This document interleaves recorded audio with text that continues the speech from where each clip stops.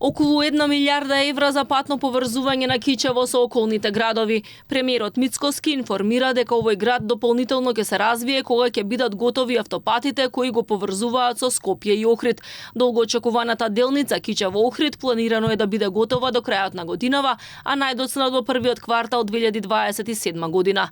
Досега од овој автопат пуштени во сообраќај се 34 од вкупно 57 километри автопат. Очекувам да делницата Кичево-Охрид биде завршена некаде најдоцна, да речеме, првиот квартал од следната година, нешто што беше заборавено, а што беше заборавено беше и уништено. Па сега разгледуваме можноста конечно и за таму да има одговорност, зашто така се оставило тоа на забот на времето. Во напредна фаза е изградбата на автопатската делница Гостивар Бокојчани. Имотно-правните работи се речиси целосно завршени, информира Мицкоски.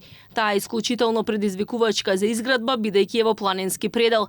Двете делници кои ги гради Бехтел и Енка од Тетово до Гостивар и од Гостивар до Бокојчани треба да бидат готови до 2029 година. Повеќе од вкупниот број, мислам 30 на километри, мислам дека половината е веќе пробиена.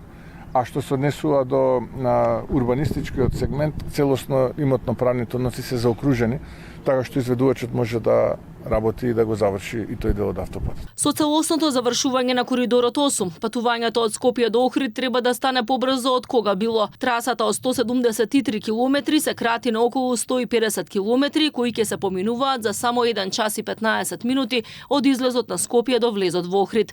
Исто така се планира затворен систем за наплата, односно да се плаќа при влез, односно излез. Во делот на инфраструктурата се работи на подготовка на физибилити студија за реконструкција на пругата од Скопје до Кичево, пошто ќе започнат градежните работи.